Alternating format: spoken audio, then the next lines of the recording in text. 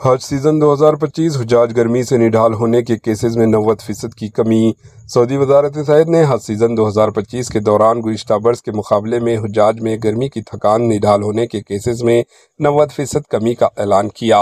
Group planning کی پابندی، چھتریوں کے استعمال اور سرکاری اداروں کے درمیان ہم آہنگی نے مثبت اثرات مرتب کیے۔ یہ کامیابی ہیلتھ سیکٹر ٹرانسفارمیشن اور عازمین تجربہ پروگراموں کے مقاصد کے مطابق ہے۔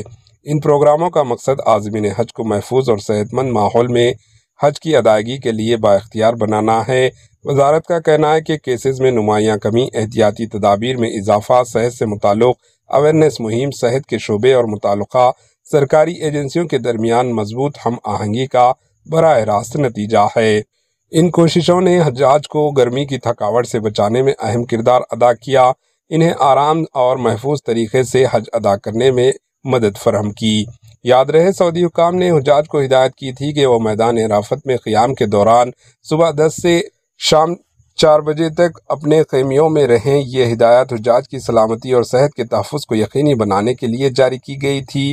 البیریا کے مطابق وزارت صحت کے ترجمان ڈاکٹر محمد الادیب نے بتایا کہ حج سیزن 2025 میں اب تک حجاج میں کسی بیماری یا وبا کے پھیلاؤ کا کوئی واقعہ سامنے نہیں آیا۔ ان کا کہنا تھا کہ محدود تعداد میں حجاج کو گرمی کی تھکان کا سامنا ضرور ہوا، تاہم بہتر منصوبہ بندی کے باعث ان کی تعداد میں کمی آئی ہے۔ Bureau report, AHN news. AHN news کے YouTube چینل کو سبسکرائب کریں اور بیل آئیکن کو دبانا نہ بھولیں تاکہ آپ کو ہر نئی آنے والی ویڈیو کا نوٹیفیکیشن بر وقت مل سکے۔